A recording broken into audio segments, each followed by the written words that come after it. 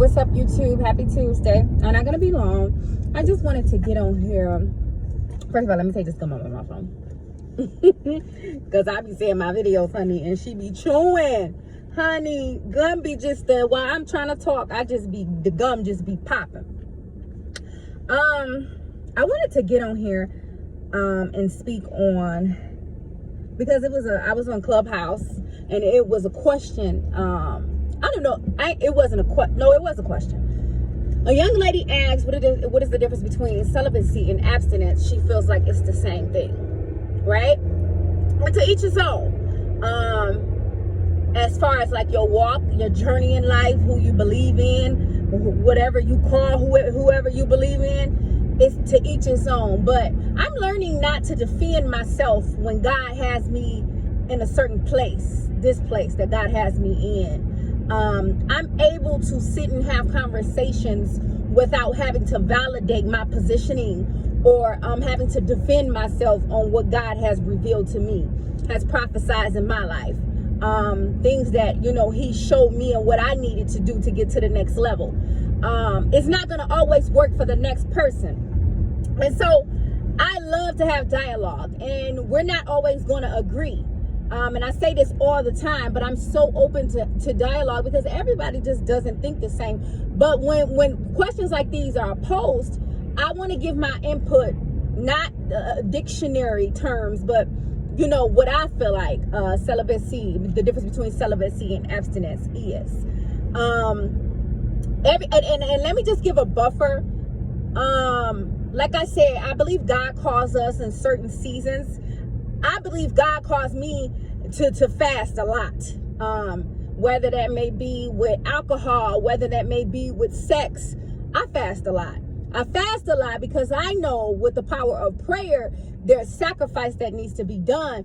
And fasting creates self-discipline. Fasting allows for you to discipline yourself so that you can make sure that you're, and refocus. Sometimes life can get us off focus. Sometimes life can become routine, that we have to fast, on in certain levels and certain seasons.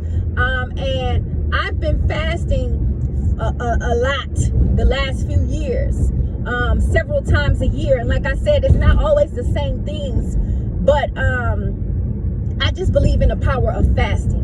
And because when you're fasting, I just believe that it's allowing your fullest potential to manifest, because you understand discipline. I don't think we understand how important discipline is in creating the best possible you, but also getting to that place of success and whatever it is that is for you. I believe celibacy is an oath that you take with God, and you say to him, basically, Lord, I'm not going to give my body to another man unless this man is my husband. Unless you show me that this is my husband by things that I've prayed on. A lot of times we as women, we give the bait. We give up the bait. We give up the things that man should be doing. We tell them everything that they need to do. So they start to conform naturally to try to win us. But naturally, the mask started to come off, and so you see the true them. So it's only going to last for so long. And this is why it's so important to remove sex from situations. And this is an individualized situation here. Fasting is not for everyone. Celibacy is not for everyone. Abstinence is not for everyone. I have a very close relationship with God, and we have a great communication, and that's what I do to become more intimate with him. And so it's not going to work for everyone. And I have my reasonings behind me fasting from sex. And it works for me. I feel like my body is precious. I feel like my area is precious. I feel like I don't just want to become one. I don't want to soul tie with just anyone. I'm older. I'm wiser. And so when you're older and wiser, you make better decisions, right? Well, I will hope so, right? And so you're going to mess up. We're human, but I'm just talking about me right now. I like to, okay? Recently, I just got out of a relationship. I evaluated myself. You have to evaluate yourself. No matter if it's a friendship, a relationship, a new job, whatever it is, self-evaluation is so important. And you have to ask, okay, well, this season, what was my weaknesses and what was my strengths? What clouded me? You have to ask yourself these things. And that's just being real with yourself. And so for me, a lot of times sex becomes a weakness, and I can speak on it because let me tell you something, where you're weak, God will strengthen you, honey. And it was to a point where sex wasn't nothing that I enjoyed ever. Sex was more to me a feeling to feel wanted, right? Because of sexual abuse and just not being exposed to love from my father and the relationships that I was in. It's so many factors that go into you, molding you as an adult. And so for me, sex, it's a different type of feeling. And I just want to say to my young women, don't feel like you have to be under pressure to be celibate or abstinence. But make sure that you're giving your body to people that deserve it. Because you cannot take that back. Let me tell you, if I wish I could have my virginity, I spoke on this so many times because I see a lot of narratives being pushed. I see that we have, narratives being pushed that you can hop in and out of bed. Women, we don't work like that. We don't work like that. I don't care what nobody say. Women, our vaginas are made to receive, and men are made to enter us, right? And so the reality is that we are receiving energy. So to think that you can lay down with man after man after man after man and there's no soul ties, listen, I've done it the world way. I've done it that way. That didn't work for me. Every time I lay with man after man after man, I felt emptier. And this is why sex has become so perverted.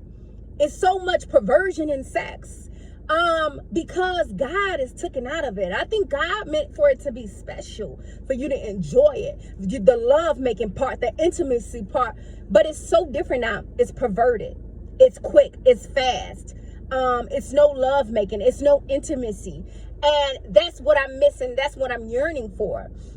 And so I'm saying this to say that, celibacy is you really just taking an oath to God and just saying you're not going to give your body to anyone else unless it's your husband. And abstinence is choosing to focus on you. Now, these are my definitions. You choosing to focus on you, and you're not going to let anybody get in the way of that. You're choosing to take a break on sex, and you're choosing to withhold, yourself,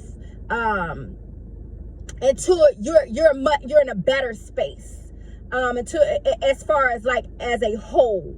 And I can see where the young lady said that, well, I don't see any difference. Well, you can look at it like that. To me, it's no difference.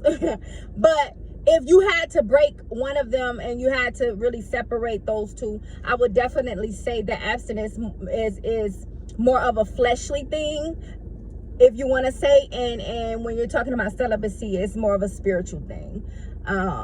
And so, like I said, ladies, don't feel like you're in a rush to lay down with anyone. Don't feel like that, I'm going to hop in and out of bed with there's consequences that come with those things. And I say this all the time, and I'm only speaking from experience. I've been there.